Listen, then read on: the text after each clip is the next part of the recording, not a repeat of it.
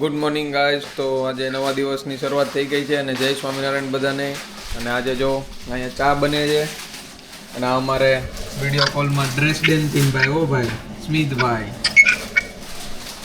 અને ધ્રુવભાઈ અવારવારમાં hide and સીકના biscuit ખોલે છે. હેલ્ધી ખાવ, હેલ્ધી અવારવારમાં આવા કાઢો ને એવું બધું ખાવ. હેલ્ધી કોણ બનાવી દે અહીંયા? હા, ભાભીને લઈ આવવું પડશે, તમારા મમ્મીને લઈ આવવું પડશે તો તાર મમ્મીને લઈ આય. ભાભીને હજી વાર છે, તાર મમ્મીને લઈ આય. બાકી હેલ્ધી કોણ કરે? આ ગામડાનો છે, ફ્રાયબ્રુકનો છે. આ અમરેલીનો છે. ઓકે, ફ્રાયબુક નો છે. ડ્રેસડેન નો નથી. સોરી, ડ્રેસડેન તો મોટું શહેર છે. આ ગામડાનો છે, ગામડાનો. એવું એમ ને? એન વાળ જોતા તેમ જ લાગે છે. આ ઝુંપડપટ્ટીમાં રહેતો હોય ને એમ જેવું. ચેન બેન ને આમ જો ને લક્ષ્મણનગર નો તિસ્માર ખાન. એ અમારો ખાસ ફ્રેન્ડ છે. અમારા કન્સલ્ટન્સીમાં અમે ઘણા વર્ષથી નારે છે એટલે અમે આવું બધું ચાલે ફ્રેન્ડમાં. શું છે ભાઈ તારે કઈ કેવું છે? નહીં ભાઈ, આવો તારે જર્મની. તો આજે કયો વાર છે? આજે ફ્રાઈડે છે અને અત્યારે બપોરનો 1 વાગ્યો છે અને આજે મારે જોબ નથી તો હું અહીંનું અમારા નજીક જ તે એરપોર્ટ છે તો ત્યાં હું જાઉં છું અત્યારે કે એરપોર્ટમાં રનવેની બહાર ફ્લાઇટ ટેકઓફ ને લેન્ડિંગ જોવા માટે, કારણ કે મને જોવાની બહુ મજા આવે ફ્લાઇટ ટેકઓફ ને લેન્ડ થતું હોય ને ત્યારે. તો મેં કીધું ચાલો ને આજે તમને બધાને પણ બતાવું કે કઈ રીતે ફ્લાઇટ ટેકઓફ ને રનવે થાય નજીકથી. તો અત્યારે બપોર 1 વાગ્યો છે અને કંઈક આવું છે બપોરનું વેધર. નહીં સન નથી કે એવું કાંઈ નથી. આજે વરસાદ ટાઈપ માહોલ છે એટલે થોડુંક આમ બ્લેક લાગે છે બધું, પણ હમણાંનું વેધર તો તમને બધાને ખબર જ હશે કેવું છે. ક્યારે સન આવે, ક્યારે વરસાદ આવે, ક્યારે સ્નો પડે, કાંઈ ફિક્સ જ નહીં કે એનું વેધર જ એ ટાઈપનું છે. કારણ કે આગળના 2 દિવસ છે ને ફૂલ સન ને એવું બધું હતું અને આજે પાછું વરસાદ છે. કાલે પાછો સન છે ને પછી પાછો વરસાદ છે.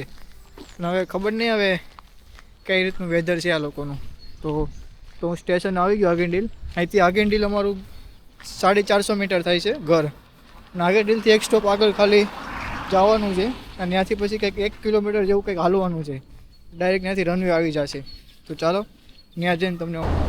તો હું અત્યારે સ્ટેશને આવી ગયો છું અને અહીં જેમ પહોંચ્યો ને એમાં ટ્રેન વહી ગઈ. જો હવે 3 મિનિટમાં ટ્રેન છે. હવે 3 મિનિટ સુધી વેઇટ કરવાનું પછી મારે જવાનું. તો અમારા નજીક આગેડીલ સ્ટેશન યુબાનનું સારું છે, મસ્ત હવે થઈ જાય. તો ચાલો સામેની બાજુની ટ્રેન તો આવી ગઈ પણ હવે અમારી 3 મિનિટમાં ટ્રેન છે. જો તો ચાલો 3 મિનિટની વેઇટ કરશું અહીંયા. અને ત્યાં સુધી મેં એક સ્ટોરી કહી દઉં તમને કે બીજી કંઈ સ્ટોરી નથી, મારા ફ્રેન્ડની સ્ટોરી છે. કારણ કે અમે અહીંયા આવવાના હતા એના કેટલા હવે 1 મહિનો પહેલાં એના ગામડે ગયા હતા ને ત્યારે એમાં થયું એવું કે એ ભાઈ ગાડી હાંકતા હતા. કારણ કે રાતે કંઈક 7 કે 8 વાગે ગયા હતા અને ફૂલ અંધારું. ગામડા ટાઈપ તો કંઈ હોય નહીં, ફૂલ અંધારું. તે ના ગયા તે એનું ગામ ઉના પાસે છે. ઉના હાઈવે છે ને બને છે અત્યારે, હાઈવે બને છે તો એના બહુ ખોદેલું ને એવું બધું હતું. તો અમારે આગળ ક્રેટા એક ગાડી હતી. તે ક્રેટા આગળ ખબર પડી કે ખાડો છે. તો ક્રેટાવાળાએ સાનું મોનું નથી ટર્ન મારીને સીધા રસ્તે કાઢી. અમારા કાર્તિકભાઈ ડ્રાઈવર એને લાગ્યું કે ભલે ક્રેટાવાળાને આ ગાડી હું શોર્ટકટ કાઢું એટલે ક્રેટાવાળાથી આગળ થઈ જાઉં. રેસ તો લગાવવા માસ્ટર માઇન્ડ તે કરવામાં નાખી દીધી ખાડામાં કાર્તિકભાઈ. અને એ દિવસે મેં એને કંઈ કીધું છે, ગાયો દીધી છે, એના મમ્મી વાહે બેઠા હતા તોય મેં કીધું પાગલ આગળ ક્રેટાવાળાએ તારેથી જોઈને ટર્ન મારીને સરખા રસ્તે લીધી અને તે શોર્ટકટ કરવા હાટું જવા દીધી સીધી. કેમ કે અમારા કાર્તિકભાઈ જ્યાં હોય ને એ કાંડ હોય ને હોય જ તે. આવો તો બહુ બધા કાંડ છે પણ શું કહેવું, આ એક મજા એવો કાંડ હતો. કારણ કે 7 વાગ્યા હતા, બધાને ભૂખ એટલી લાગી હતી કેમ કે એનું ગામ 600 કિલોમીટર દૂર થાય, 10 કલાકથી ટ્રાવેલિંગ કરતા હતા અને એમાં એને આવું કર્યું એટલે ખોટું ઓલું થઈ ગયું હતું. તો કાંઈ વાંધો નહીં, ફ્રેન્ડ છે તો ફ્રેન્ડ છે. તો ચાલો હવે તમને કેટલા 1 મિનિટની વાર છે ટ્રેનમાં બેસીને અહીંથી બસ 2 મિનિટનો જ રસ્તો હશે નેક્સ્ટ સ્ટોપ. ત્યાંથી પછી કંઈક 15 થી 20 મિનિટ ચાલવાનું છે. તો પછી ત્યાંથી પછી વ્યૂ બતાવશે. એટલે ચાલો ત્યાં જઈને તમને હું ટ્રેનની અંદરનો વ્યૂ આવો કંઈક છે. આ યુબાન છે અમારી સૌથી જૂની અને જાણીતી. અને પછી એના ઉપર એસબાન આવે અને એના ઉપર પછી આઈસી આવે. તો આ યુબાનમાં અમે શકે ત્યારે તો વધારે નહીં બતાવી શકું કારણ કે પ્રાઇવેટ છે. તો લોકેશન નાખી દઉં મારો ફોનમાં ક્યાંથી ચાલવાનું છે. તો આવું કંઈક માર્કેટ છે જોઈ શકો છો. તો દીપે એમ કીધું હતું કે અહીંનુંથી બસ સ્ટોપ છે ત્યાંથી લેફ્ટ સાઈડ કંઈક જવાનું છે.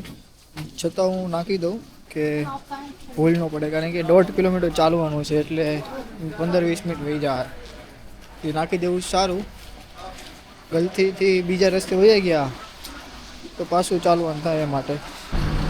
તો ચાલો જો એક નંબર છે ને રસ્તો ને બધું અને બધું સિસ્ટમેટિક ચાલે. સાયકલનો ટ્રેક અલગ, બસનો અલગ, ચાલવાનો અલગ ને ગાડીનો અલગ.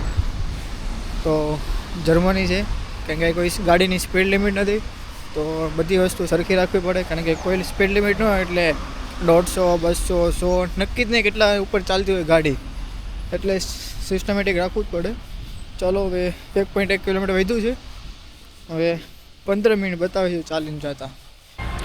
તો જો શરૂઆત થઈ ગઈ છે ફ્લાઇટની. હા કેટલું નીચું છે. તો ત્યાં છે તો આનાથી પણ નીચું જોવાનું છે. ચાલો મજા આવશે. તો હવે ખાલી 400 મીટર વધ્યું પણ એની પહેલાં રનવે તો શરૂ થઈ ગયો છે જો. અને મેં કીધું હતું ને આમરૂકના વેધરનું કંઈ નક્કી જ નથી. તો જો સન આવી ગયો. ઓચિંતાનું સન આવી ગયો. હજી તો 10 મિનિટ 15 મિનિટ પહેલાં તમને કીધું કે કાંઈ ફિક્સ નથી વેધરનું અને સન પણ આવી ગયો. તો જો અમે ફ્લાઇટ ઊભા છે તમને બતાવી તો ઝૂમ કરીને.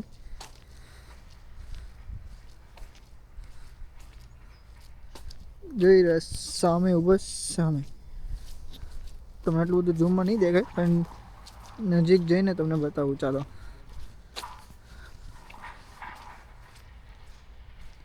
મસ્ત છે. ગલી છે કંઈક અને ગ્રીલ છે કે એમ પેલી બાજુ ન જઈ શકે એ માટે.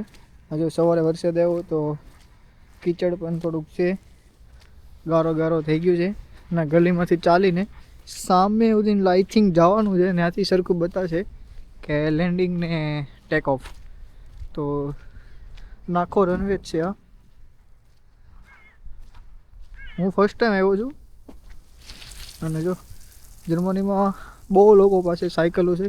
મોસ્ટ ઓફલી સાયકલ જ જાય કેમ કે ગાડીઓના લાઇસન્સ બહુ મોંઘા છે, બહુ કોસ્ટલી છે. તો એના હિસાબે ઘણા લોકો સાયકલનો વધારે યુઝ કરે છે. તો આજે અત્યારે સન આવ્યો તો કેમેરામાં પણ મસ્ત આવશે. તો લોકેશન તો અહીંયા પૂરું થઈ ગયું.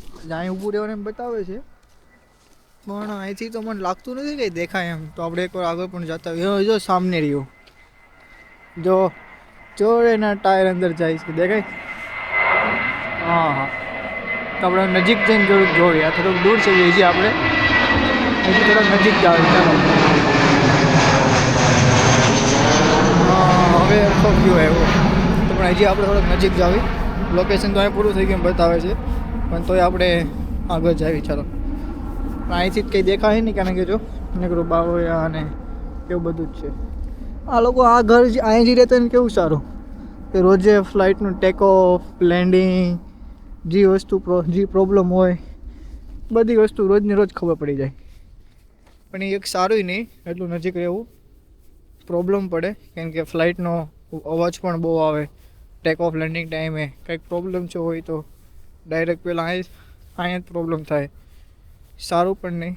એમ સારું અને એમ સારું નહીં.